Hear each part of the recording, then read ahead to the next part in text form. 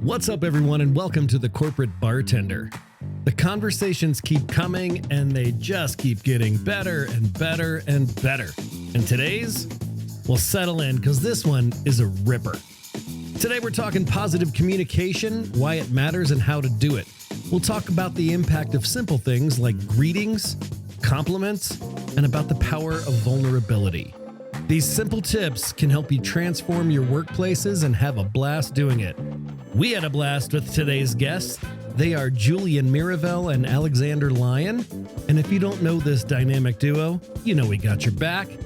Julien Mirivel is an award-winning teacher, author, and professional speaker. Originally from Paris, France, he is among the founding scholars in the emerging field of positive communication.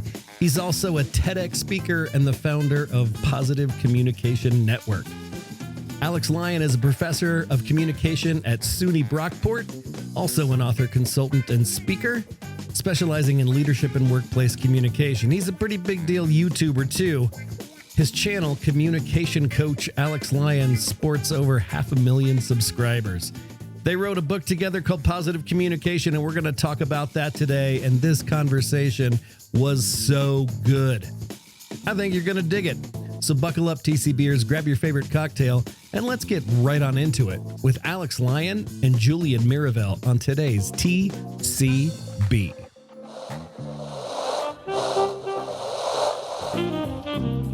Welcome to SkyTeam's The Corporate Bartender, where we gather some of the best HR and people leaders to discuss what's happening on the people side of business. Now pull up a stool, belly up to the bar, and join us for The Corporate Bartender.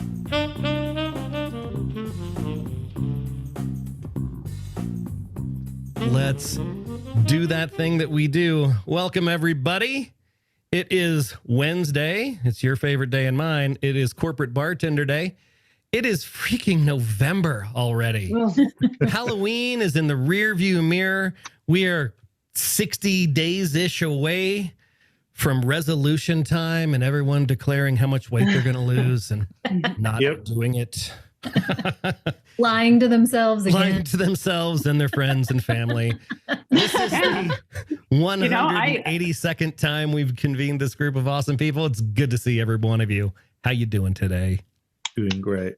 Excellent. Today's going to be a fun show. What's that, Laurel? What do you got? You know, Eric, I heard that you and I had the same goal for 2023, which was to lose 20 pounds this year.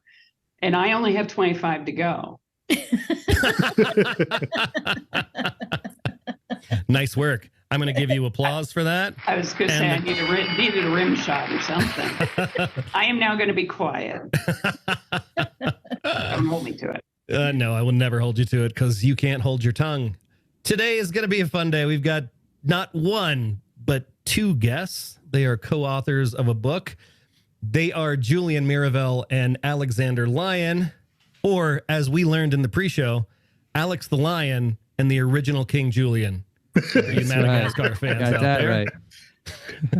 They're the authors of this book, Positive Communication for Leaders, Proven Strategies for Inspiring Unity and Affecting Change. And we're going to get into a lot of cool, fun, meaningful conversation around that. But first, I want to give you a heads up as to what's coming. I said I was going to stop doing this on the book's birthday, but Morag's here, so I'm going to do it. And I'm still a pain in the ass. If you have not purchased your copy of this book here, You, Me, We, Why We All Need a Friend at Work and How to Show Up as One, do so. And if you haven't written that review, Morag has $20 for you. We'll get that out in the mail. Hey, Morag, I was on a show today. I'm part of the Twin Flames 5-Minute Advice for Authors series, and we did a meeting today with all the authors. And it was pretty awesome. And I got to see Stephen, and that was awesome too. So Stephen George, Twin Flames Audio, if you're thinking about doing an audiobook, that's the guy, that's the team, and you can do it from the comfort of your own home studio. All right, shows upcoming. We've got guests. November 15th, Neil Rogers, author of Bar Tips, Everything I Needed to Know in Sales I Learned Behind the Bar. And I mean, come on, I couldn't pass it up. He's a real live bartender on the Corporate Bartender. That's going to be a fun show. November 29th, Jeff Skipper will be here. He's the author of Dancing with Disruption, Leading Dramatic Change During Global Transformation. So nice. Heavy topic. Looking forward to that. And then on December 6th, we have Tim Fortescue. He is the founder of 40 Watt Coaching, and his angle is all about leading with authenticity. And you know that we here at Sky Team love ourselves some authenticity. So that is going to be a fun conversation on the 6th. But today is all about these two guys. Alex the Lion, the original King Julien. They are PhDs who are graduates of the program here at the University of Colorado at Boulder. And in the pre-show, we were enjoying just being able to revel in what we have come to know as prime time. Because when a French guy says it's prime time, baby, that's awesome. I think that's pretty good. You're right. I think that's pretty great. So we have Julien Mirivel. He is an award-winning teacher, author, speaker. He's originally from France, as discussed. He's among the founding scholars in the emerging field of positive communication. He's been on the TEDx stage. He's a founder of the Positive Communication Network. I mean, all this stuff is stuff that is near and dear to the hearts of everybody here in the bartender community. So I'm looking forward to that. His partner in crime, Alex Lyon, is a professor of communication at SUNY Brockport in New York. He's an author, consultant, speaker, specializing in leadership and workplace communication. And these two have been palling around for a long time now. And the result of their relationship is this book, and we're going to get into what that's all about. It's time to welcome Julien and Alex to the show. Let's give them a big TCB welcome. There it is. There's the danciness. Welcome. How you guys doing today? Doing fantastic. Thanks for having us. We're doing so good. Thanks so much for the introduction. Really so much appreciated. Oh, it's awesome. It is my pleasure. So we like to start off by learning a little bit about your journeys, and we have not one but two journeys to hear about. I imagine that when you were both wee lads, this is not where you thought you'd end up. Experts in the art of positive communication. So, Julien, let's start with you. Tell us a little bit about your journey and how did you get here? Hey, thanks for asking. You know, I mean, it's hard to talk about my journey without at least saying something. I was born in France. I was raised in France my whole life. When I was 15 years old, I really wanted to learn English. And so I flew from Geneva, Switzerland at the time, and landed in the middle of nowhere. And it's formerly called Iowa, I think. Wow. And did you choose Iowa on purpose? Or no, nobody does that. That's just life choosing for you. You know, every exchange student in the world wants to go to Florida, California, New York, right? But that's not how it works. Families typically choose you rather than you choosing them. But anyway, this was 1994. I came to the United States to learn English, and I spoke zero English.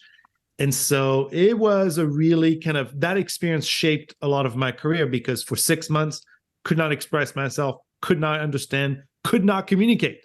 But something magical happened. And that magic was that as I learned the language, as I learned to express myself and speak and understand, I was able to build connection. And it was communication that set me free. So for me, that experience, and then I went to the University of Northern Iowa, where I always credit my mentors. I had professors there who inspired me, who made me want to study communication. And it's been my lifelong passion ever since. I've dedicated my whole professional career to this. As Alex and I both know, we both have masters and PhD from CU Boulder in communication. All my degrees are in this, and I've been a professor now for 18 years. So wow. I love it. And I think that experience is at the root of why I study it, but also because I always wanted to improve my own skills as a communicator and then to help other people do the same. Oh, I love it. Thanks, Julien. How about you, Alex? Well, my story is I taught Julien how to speak English. Let's just say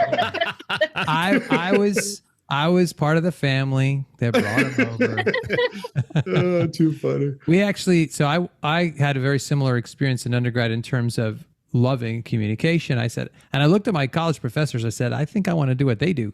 So I went to grad school. Julien and I met up there 25 years ago in graduate school, got to know each other. I think we might have shared a part of an office at one point and started teaching together at the University of Arkansas as my first job, his first job. And we wrote together, researched together, published together, presented together, and finally found our way to write a book together. So that's the short version of it. That's fantastic. Where did you grow up, Alex? I grew up in Rhode Island and moved around quite a bit. I've lived like 5 or 6 different states, but Rhode Island was where I was born and raised. Right on. Awesome. Well, I love the ideas in your book. And when I got from your publicist the pitch, they do this thing like where they break down their message. It's the segment idea, and then they call it the big idea, and then the so what. And what they included in the big idea was fascinating to me. It was the comment about the 2022 World Cup and Antoine Griezmann raving about Didier Deschamps. He said, I owe him everything. Every move I make, every game I play is like a thank you that I'm sending him. And this is their hook that hooked me. Could your employees say the same thing about you? They need to be able to. So, I mean, that's a launch point for us here. What is it about that example that made you guys go, oh, leaders need to be able to operate in that space? This isn't a nice to have. This is a need to have. Julien, why don't you tell us about that?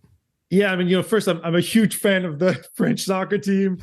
And it was a hard one when we lost to Argentina here a couple of years ago now. But, there's two things I love about the story. One of them is that, first of all, Griezmann is not the only one who loves the coach.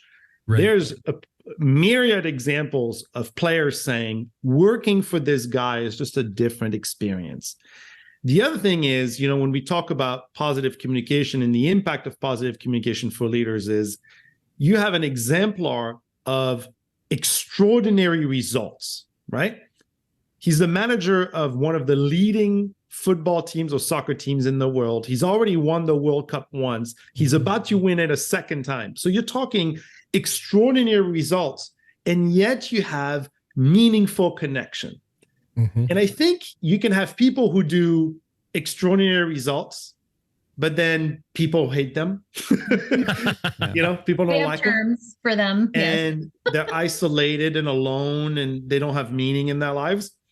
And then you can have great relationships, and people can be good at that. But I think it's this juxtaposition of extraordinary results, extraordinary connection that Alex and I want to get to. I love that. So, Alex, what is positive communication? What is it? What is it not? And why should we care about it? Well, that's a really great question. What is it not? Let's start there. It's not all about being happy all the time or just a positive attitude and just saying, hey, everything's going to work out and being all optimistic. In fact, throughout the book, we share examples of very difficult conversations. But at the end of it, we're trying to help leaders become the kind of people who can take a difficult situation and get a positive outcome out of that instead of making it worse, who can create a culture that can sustain difficult challenges and come out on the other side even stronger. And in the book, we break down 6 key communication behaviors that leaders can do that will begin the process of becoming a positive leader. But essentially, a positive leader in the end is someone who could be inspirational, encouraging, and helpful, and build a more cohesive and effective team ultimately. And I want to give Julien some credit here. We wrote this book together, but he came up with the model several years prior and published about it. And then we built a leadership book around that more recently. That's fantastic. So, Julien, what was the inspiration for the model? Like, I mean, we have models in our book too, and I love hearing stories about how you landed on a thing that really seemed to work. So, the idea of the book came about 10 years ago, and it really came from, oops, sorry, I've got my dog. Sorry, guys. Hold on a second. That's life. I can share the story. So about 10 years ago, Julien was looking at when people are having extraordinary moments, when they're at their best, and when followers and other people are experiencing their best from their leaders, what is the bottom line behavior that the leaders are doing that other people are bringing to the equation? And through that investigation and research, Julien narrowed it down to these 6 behaviors that he published in his first book called The Art of Positive Communication. And the model has since been verified and validated by external researchers that we didn't even know, which was really great. And they found that they work for everybody. You know, they work, it doesn't matter, gender, race, background, anything. These are the 6 behaviors that positive communication, that positive leaders do when they're at their best and when they're bringing out their best in their people. That's fantastic. Cool. Julien, can you tell us what those 6 behaviors are so we can whet our appetites here on this? Sure. So, part of what we were trying to do is identify small little things. So the behaviors have to be controllable. They can't be outside of our scope of control, and they have to be manageable to learn. And they also, what I think I love about the behaviors is that they can build with the challenge ahead of the interaction. And we can talk more about this. So the 6 behaviors are this: when you greet, you have the ability to create. When you ask, you have the ability to discover. When you compliment, you have the ability to affect. When you disclose, you have the ability to deepen relationships. When you encourage, you have the ability to give the support people need to succeed. And then the last one is listening. And when we listen deeply, we can transcend the perceived differences that exist between us and other people. So 6 easy behaviors that can elevate and are most needed when the interactions become difficult. What I love about that model is that you get the reason included in the behavior, right? When you greet, you get to create. So it's not just a model for model's sake. As a reader, what am I going to get out of this? Oh, I get it. One of them is complimenting, and you guys refer to this as an oft overlooked skill. Why is complimenting important? I'll talk about complimenting. In the workplace, there is a real shortage of positive feedback from leaders. We get so busy. We usually point out when people need to do things better than they're doing them, and we give them corrective feedback. But complimenting people's work, complimenting who they are as a person, is one of the great ways to essentially bring out even more of what's awesome in people. When we compliment, we're not just giving feedback to get more of that good behavior. We're actually casting, in a way, a vision for who that person can become in the long run. It gives you something to live up to when someone gives you a positive compliment. When someone says, I think that this is a real strength for you. Maybe you didn't even realize it in the first place, but then you think, oh, this is a strength for me? Well, I better pay even more attention to that. And so it brings out other people's best. And for anyone listening, I'm sure the people on the call right now, when someone gives you a sincere compliment, that can stick with you for years and years, especially if it comes from someone who's a leader, like a high status person. You can really land and shape how you see yourself. So there's lots of great reasons to give compliments. Is there a distinction between compliments and recognition, right? Because I know that there's also, people have a different, there's a spectrum of how much people want or don't want of various kinds of recognition. And so how does that kind of fit into that about, seeing them and articulating the value and that kind of thing? Are those kind of synonymous that way? We'll let Julien handle this one. So, I do think there's a difference. They are similar, right? So complimenting is the behavior, recognition, maybe the experience or the feeling. In the book, we talk about, how you can move from the behavior to really employee engagement at the organizational level. So to me, recognizing people often is connected to a sense of accomplishment. Mm-hmm. Complimenting, and this is why it's so connected to the word effect. So, we get our sense of identity, not just from knowing ourselves. We get our sense of identity from what people tell us about who we are. Mm-hmm. And complimenting is the most straightforward way of saying to another person, here's who I think you are. Mm. So to me, that's the big catch with the behaviors, that yes, it contributes to employee engagement. We want people recognizing each other, but complimenting, for me, it's about, we often have in our minds a positive view of the other, but we don't say anything. And therein lies the opportunity for growth, right? In terms of being a leader, it's expressing it that's going to have the impact. If you don't say anything, nothing's going to happen. Yeah. Thanks. That's great. I like that it starts off with greeting. Greeting is a thing that we just do. Does anybody think about greetings and how they do it? Why is that in the model, and why is it important for leaders to pay attention to? So I can start there, maybe Alex, with a greeting, that you can tag it.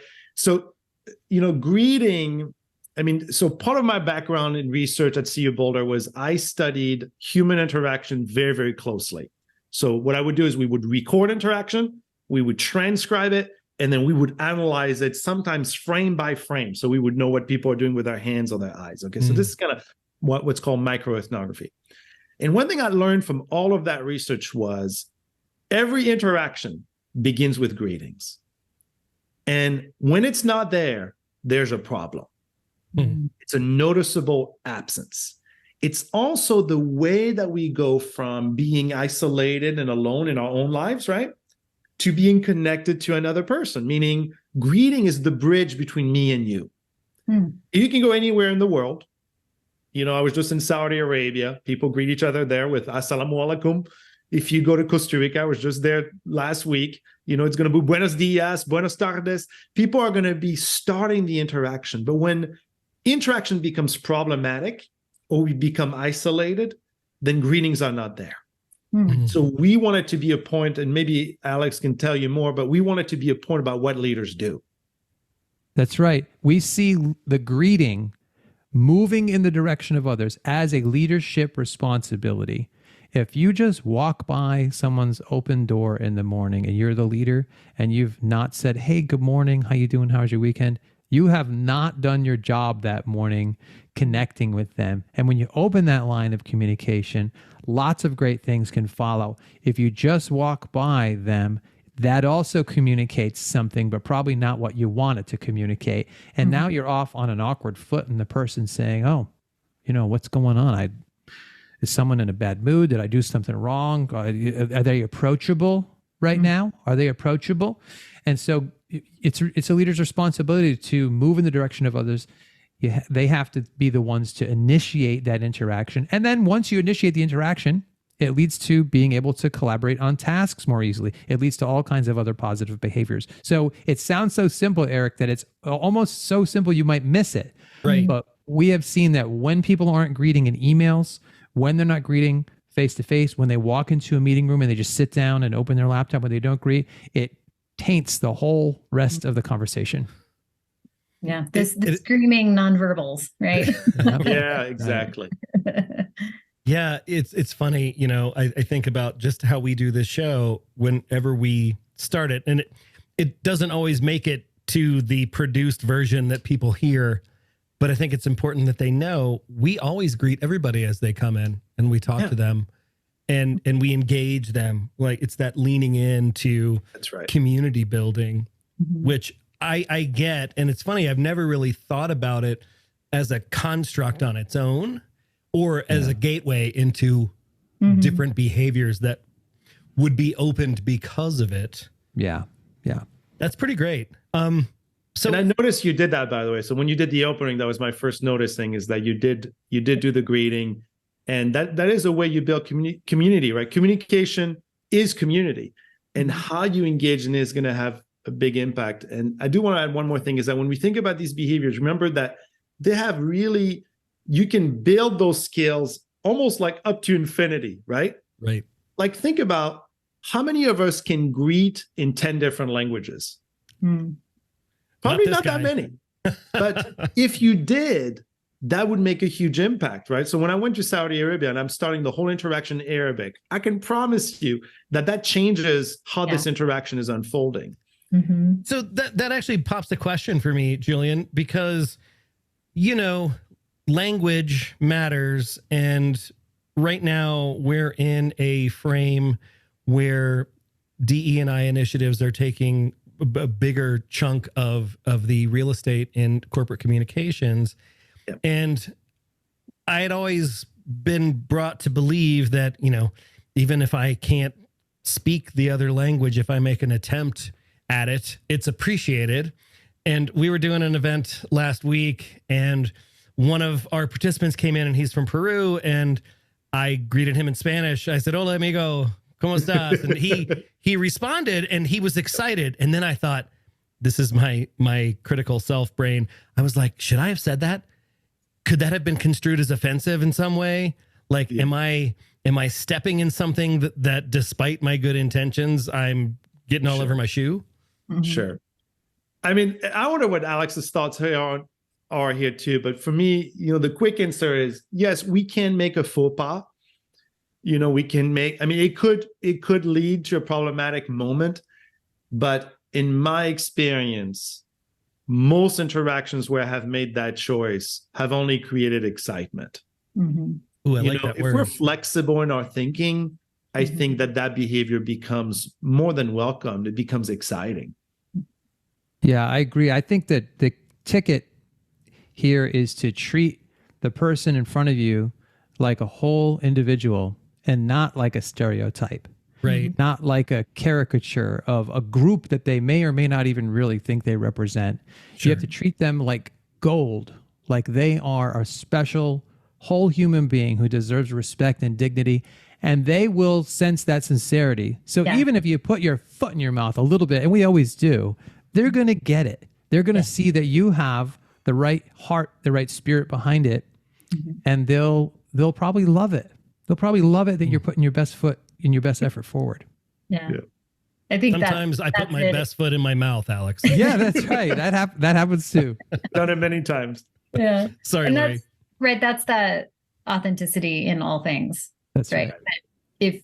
If you come in truly with that as your heart's intention to be authentic and to be, present with that person, even when you screw it up because your word choice or whatever, I think they more easily grant grace because it's a felt experience, right? There's an energetic experience of like, you're not trying to be a jerk. You're trying to meet me where I am. And maybe you missed, but so yeah, I think I really believe in that sort of energetic exchange of just the energy you bring into a room before you say a word can make a huge difference, right? Like that greeting thing. We talk about how executives, CEOs, when they walk into a space, they bring the weather, right? Whatever that countenance is what they bring into the room, and then people react to it or feel it or absorb it. So it's such an important thing to be thoughtful about that is also a lot of pressure on leaders, right? To always be like, am I putting off the right signals? It is a lot of pressure. There's no doubt. And you do have to be intentional because some of the barrier that most people face is, we're not aware of all of what we do. I mean, Alex and I have studied communication our whole lives, and we're not perfect communicators. We too have blind spots, so working on those skills to me is just a way of continuing to grow as a person and growing as a leader. And I think we hope that people will embrace it. Yeah. So I want to touch on one of the other behaviors here. Here at Sky Team, we lens everything through relationships, workplace relationships, and the work and research that we've done over the last 11, 12 years has indicated that the quality and depth of the relationships that you have are the biggest influencer of happiness, engagement, and productivity at work, right? So we have a model. Everybody's got a model. And the model consists of what we call the 5 practices of what we call an ally mindset. And one of them is courage and vulnerability. Yeah. And we preach from this pulpit a lot, right? Especially in American business, we're socialized to believe that being vulnerable is being weak in some way, right? You're forgive me, Alex, the bloody antelope at the back of the herd that the lion's going to eat, right? I don't take offense at that. I get it. I get the joke.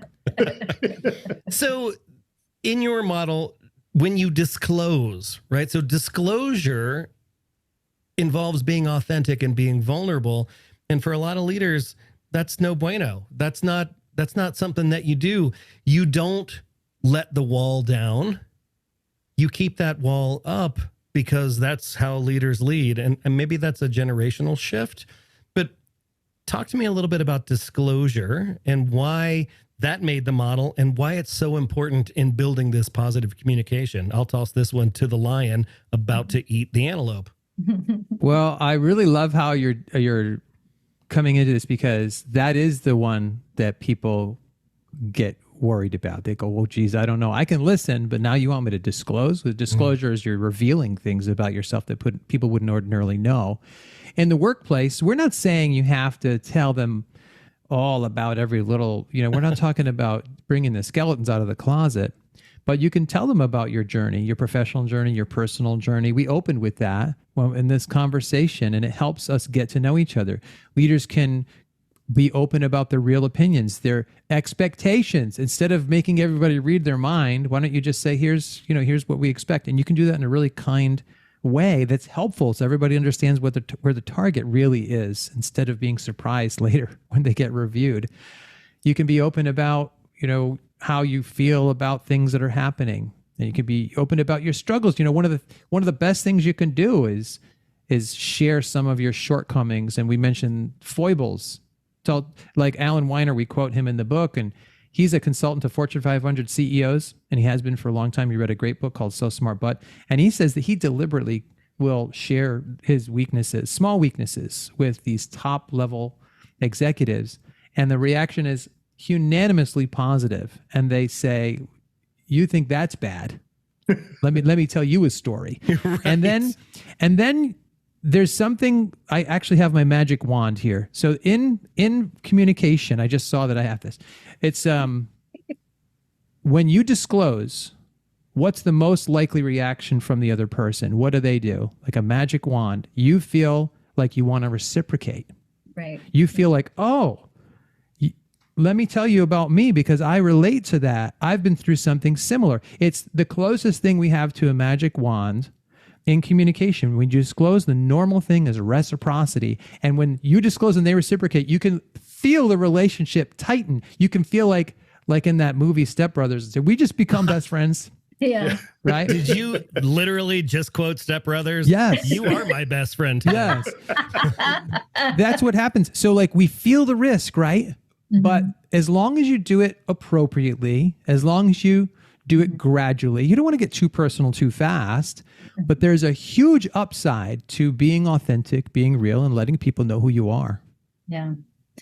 And that, right, kind of bringing in the whole topic that always comes up, the COVID pandemic experience and the virtual nature that work swung to so hard, and the interruption of some of those opportunities just out of, constraints that we were dealing with for years. I think we're starting to see the repercussions of that. Like, I think about people who were onboarded into our organization during the pandemic and had to form relationships in that vein. And it's tougher to do a daily greeting thing that's authentic with good morning, how are you doing? Right. Or let's do our coffee break every Monday and check on our weekend. And right. Some of it starts to feel kind of superficial, and that vulnerability piece also difficult, right? When you don't have face-to-face opportunity as much. So I'm just curious if, how that's factored into how you think about these leadership competencies, and how do we try to leverage them even when we have a virtual situation? Yeah, so first of all, what I like about the behaviors that we share is that they can be done in any fashion. In kind of, for a professor, it's kind of the keyword, it's a speech act. So it doesn't matter if you do it in writing, it doesn't matter if you do it by email, it's like the function of the behavior is what we're doing. Mm-hmm. So I would say, whether you are close or distant using virtual, what you want to remember is that those behaviors is what's going to get you to connection. Mm-hmm. And we are in a real problem. So, you mentioned that your whole philosophy is about having meaningful relationships, right? And that's how Alex and I feel about leadership, but also about why we study communication. I mean, I don't want to give talks all around the world teaching people how to have surface level relationships. And we have a serious problem in the workplace and in our lives. Like Gallup just released a global study on loneliness. Yes. And 1/4 of adults in the world feel lonely. Yes. Bananas. I mean, 25%. In the workplace, 52% of CEOs feel very lonely.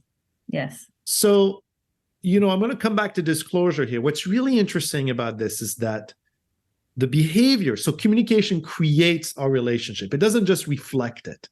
So what that means is that our communication is creating impersonal or transactional relationships. We're good at that. Mm. What we're not so good at now, what we're losing our capacity for, is really, truly, meaningfully connecting with people and feeling close to them and having quality communication. So to me, disclosure is even more important than ever because, as Alex explained, it is a magic wand. It's like, oh, if I share something, the other person will share.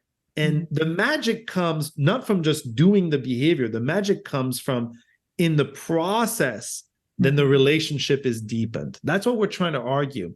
Mm-hmm. And that can be done in a number of ways, as he describes, setting expectations, sharing information with courage. There's a lot of examples of that. Mm-hmm. But we have to remember that disclosure is the only way we can get connected to people.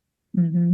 The only thing I would want to add to that is that the research shows that when it's virtual, when you're not face-to-face, it just takes more time, more effort, and you have to be more explicit verbally because you don't have the nonverbal. So you literally have to type it out, or say it out loud. And my phone, it's off right now, but my phone is filled.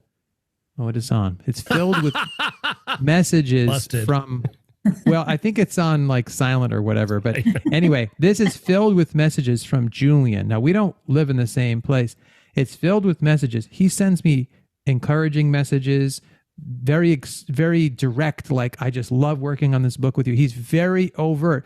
He does it face-to-face too when we see each other, but even more so, you have to be direct about it when you're virtual because they're going to miss it otherwise. Yeah. So, that's like the extra layer, right? Is the kind of just punctuating it more with absolutely. That's well said. That kind of thing. Yeah, interesting. Yeah, you have to just say, okay, take a deep breath, and I'm going to say something vulnerable here. Yeah, you got to just, I love it, punctuate it. Really do it deliberately. Mm-hmm. So we talk a lot about the concept of intentionality, and in a hybrid or virtual, even if it's just a geographically dispersed team, you have to turn up the intentionality so much. Yeah, that's right. Because you don't get all the incidental contextual cues that you get, just by occupying the same space. Ruby will always tell a story in workshops about, if we're working in the same space and you're having a bad day, I know it as soon as you walk in. Mm-hmm. Right. Yeah. I don't always know it as soon as you join the Zoom call. Right. Right. So this notion of dialing up the intentionality is really important. And then it makes me think about just our own personal styles and preferences and tendencies. We use the DISC assessment a lot in our work, and I'm a DISC C, and like that notion of giving the positive feedback, of saying the thing, it's not natural to me. It's not because I don't notice the work that's done, because I do. It's not because I don't appreciate the work, because I do. I just don't naturally articulate it. So I have this little sticky note that I have on my monitor here. It says, give positive feedback. I love it. And I drew a little flower on it. And this is because of my work with Ruby, because Ruby, at the end of a workshop, will always give feedback, both positive and constructive, to me in a very meaningful way. And I tell this story a lot. We've been working together for several years when I realized I don't do that for her. And the way she's wired, she probably wants that. Like, it might be good. And I was like, damn, Eric, that's a big miss. Nice work, coworker of the year. So how does just our own preferences and tendencies, because when I look at these 6 behaviors, I'm looking at them from a DISC C and a Myers-Briggs INTJ type of perspective. Sure.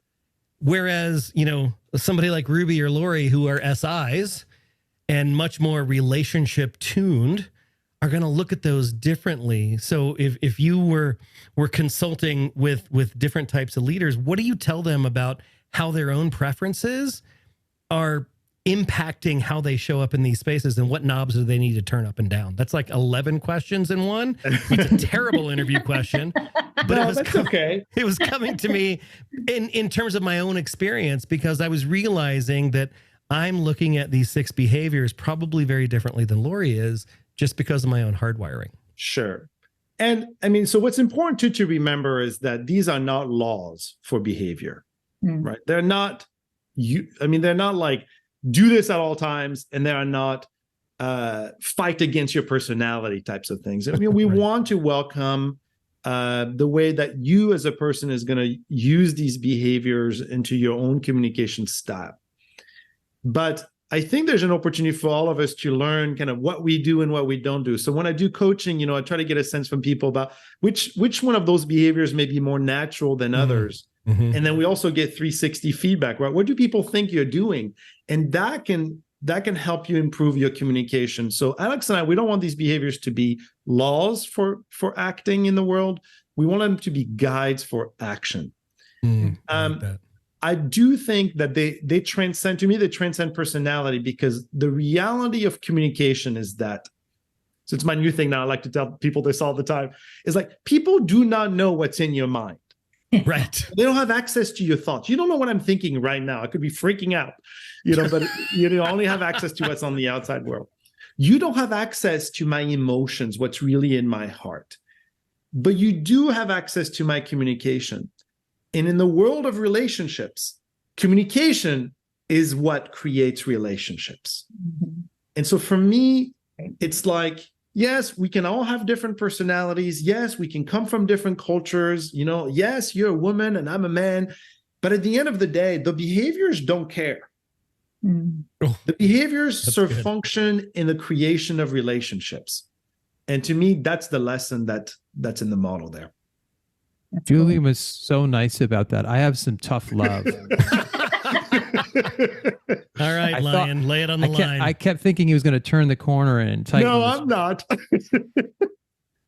In the book, we talk about this. We didn't invent this, but leaders have what we call communication-based responsibilities. We believe it's literally part of your job description to build positive relationships. And so if your people if Ruby needs good feedback, positive feedback, that's great, and she's not getting it, she's going to go find it somewhere else. Yeah, that's on me, right? Yeah. Yeah. At some point, you have to say, these are skills like any other skills. And just because it's not my strength, it doesn't mean I can't get better at it. Right. You might not ever be as good as Ruby is naturally giving positive feedback, but you, starting where you are, Eric, can get better at it. And I'm pointing at you, right? But it's everybody. It's everybody. I feel you. It's like public speaking, like, oh, I get nervous when I speak. It's like, that's not an excuse, because you're in the training department and you've got to stand up there, four times a month and do this. It's in your job description. Right. And we believe these 6 behaviors are in every leader's job description, and you're not going to be great at all of them at first, but everybody can get better with practice. Yeah. And, it's true, right?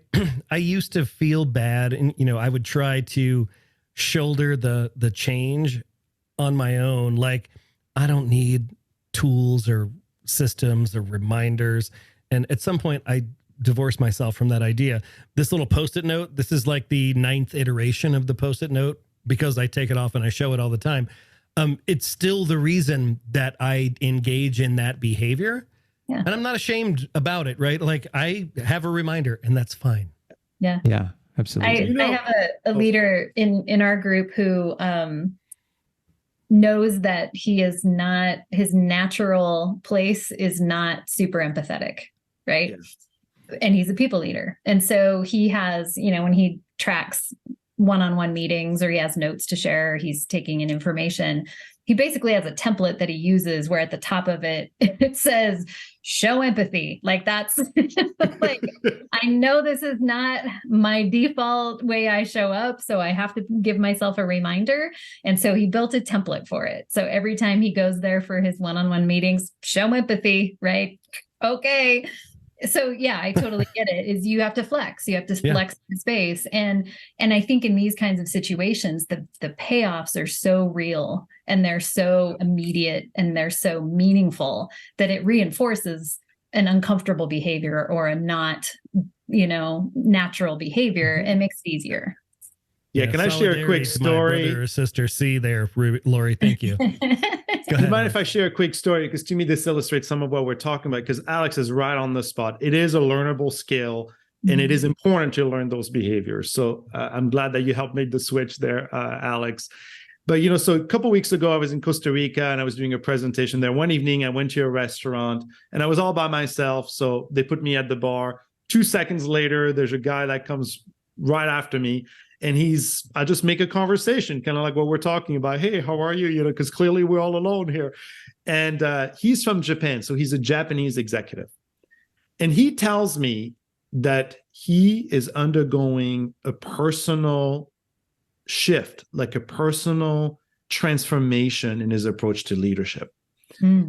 And the big one was this. He says, for years, I would come to the office and I would go straight to my PC and start working. I wouldn't say hi to anybody. I was the boss. I felt like it was, inappropriate for me to connect with people. And even when they came into his office, he said, I'd be on the computer and he would say, okay, thank you. And he would pick up the paper and keep on working, And then he said, I realized that, I was treating people hierarchically. I was treating people like an object. I was the boss talking to objects. And I thought, this is such a poor way of being. And it was natural. He said, I grew up this way. I grew up, in Japan particularly, not expressing my views, not fighting, against hierarchy in particular ways. He says, I learned that I had to move my style from boss to object, essentially, to person to person. Wow. And he was in the middle of this crisis a little bit. So, I gave him a couple tips. And so he actually just emailed me last night to say, I'm trying all these things. It's not his style, but I guarantee it that it's only going to do good for him. Yeah. I love it. Awesome. Love it. I love it. I want to allow a couple of minutes for questions from folks because we're nearing the top of the hour. This has been fantastic conversation. I'm afraid we're going to have to schedule a part 2. So buckle up, guys. So hey, no problem at all. I want to open the floor. I'm going to remove these spotlights here and open the floor for questions. Who's got questions for Julien or Alex here?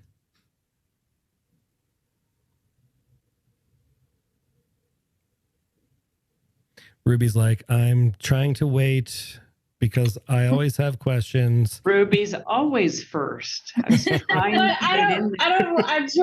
trying to be good. Did you see that, Laurel? I'm talking, going, oh, you got to turn off the flippin' mute button first of all. All right, Laurel, you have the floor. You have the first question. All right. Actually, it's almost to Lori because I have. And I might want you to edit this out, Eric.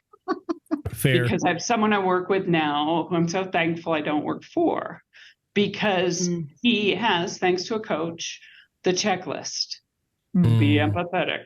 Ask them about their family. Ask them, blah, blah, blah. And it is so obvious by his actions that ain't him and he doesn't give a rat. Yeah. So it's not no authenticity. Yeah. The sticky note doesn't matter if being an asshole as you deliver.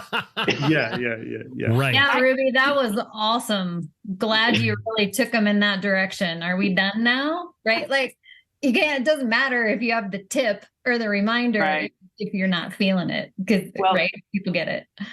Well, honestly, I was just on Amazon going, okay, I got to order this book. Read it and then make it a book club book. Thank you. Because it'll sell more books for you guys. But he's read everything we've done on the book club. So it's not like this is a dumb person or one who doesn't care. Yeah. But I love the whole, it's that authenticity. And it starts with that simple hello and the greeting and then the thank yous and things like that. Love it. Julien dropped into chat the Amazon link for you, Laurel. So And as a fellow author, I'll say, write him a review after you read the book.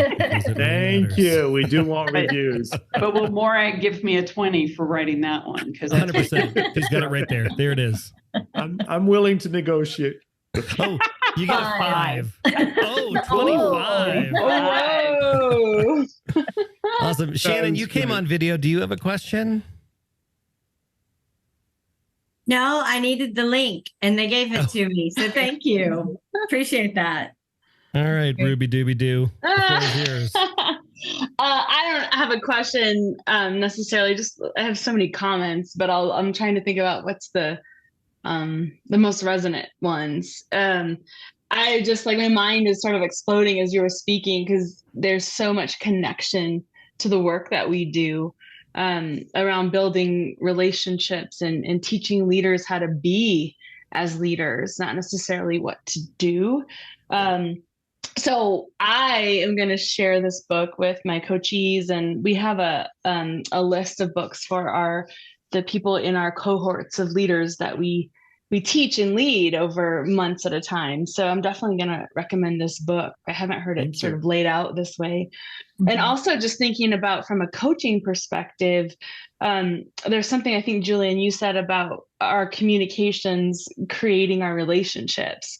Yeah. And the way that I was trained as a coach, that the power is really in the relationship. They kind of drew it as a triangle, right? There's me as the coach and the coachee, and it's our relationship that actually adds power and creates a container that helps facilitate their growth and learning.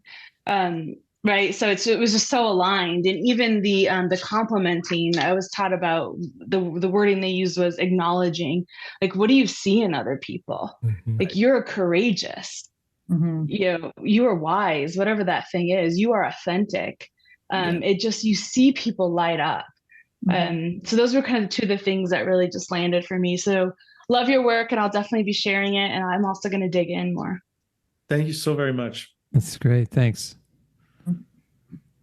I just wanted to point to, in Slack, I shared an article from Neuroscience News, and it's titled Zoom Conversations versus In-Person, Brain Activity Tells a Different Tale. And so it's kind of in this whole vein of how we show up and energetically what's being exchanged on a neural level that was pretty fascinating from a neuroscience perspective, as opposed to a, this is how it feels. Yeah. Or opposed to like, here's something in, some HR society article. Right. This is a neuroscience study. So, I mean, the reality is how we're wired and what it takes to connect at that level, I thought was kind of fascinating. So just the idea of the different parts of your brain that light up when we're sharing the same space that don't light up when we're looking at each other in the Brady Bunch square. Right. Mm-hmm. And it's that all of the nonverbals and all of the opportunities to good morning as you're walking by the open door kind of thing. Yeah. Well, one of the things in that article that really caught my attention was that our ability to recognize faces and the affectations of that isn't as developed when we're looking at a representation of the face versus looking at the actual face. Mm-hmm. Fascinating to me. Mm-hmm. Awesome. They are Julien Mirivel and Alex Lyon. How do we find you guys if we want to learn more about positive communication? Oh, go ahead, Alex. You can find the book on Amazon or positivecommunicationforleaders.com. And you can find us both on LinkedIn. Those are two great places to start. Awesome. Thank you so much for being here. Big ups to Alex and Julien for opening up this conversation today. Like I said, part 2, look for it sometime in Q2 of 24, because there is a lot of depth to cover here. And I think we have a lot of overlap in our ideas about relationships, and I want to explore that. Mm-hmm. So with that, we will move into our funny things, good feels, and semi-quarantine cocktail. I told the guests that they didn't have to stick around, but they were welcome to stick around. So with that, we'll get into funny things. Funny thing number 1 here. Before buying something online, ask yourself, do I want to get an email from this company for the rest of my life? Isn't that true? It's so true. My goodness. Funny thing number 2, I thought this gets the Innovators Award for me. This was a restaurant in Toronto that renamed their menu items to office supplies so customers could expense them. So you'll see the French fries are listed as USB. That wired is hilarious. I love it. Genius. I love it. I don't know if I'd want to order that dry erase. USB wired mouse. That's so good. Basic steel stapler is a cheeseburger. So great. In the spirit of the holiday just passed, not to be a Halloween Scrooge, but I don't like that everyone uses stencils to carve their pumpkins now. Jack-o'-lanterns are supposed to be an extremely unimpressive. Yes. You should have a vision in your head and then not be able to execute it. That's what Halloween's all about. That's right. That's the way we've always done it. Right. This one made me giggle. If anyone's been to Las Vegas since the introduction of the Sphere, the view from my bed in Vegas. Oh my. But my favorite funny thing, because I am a Star Wars nerd, and when you leave a bucket of these on the front porch for Halloween trick-or-treaters to pick from, there's questions to be asked. But the caption does it for me. Help me, only one pierogi. You're my only great. hope. That's so great. Somebody left a bucket of pierogies on their front porch for trick-or-treaters. I want 5 of those. I would get 5.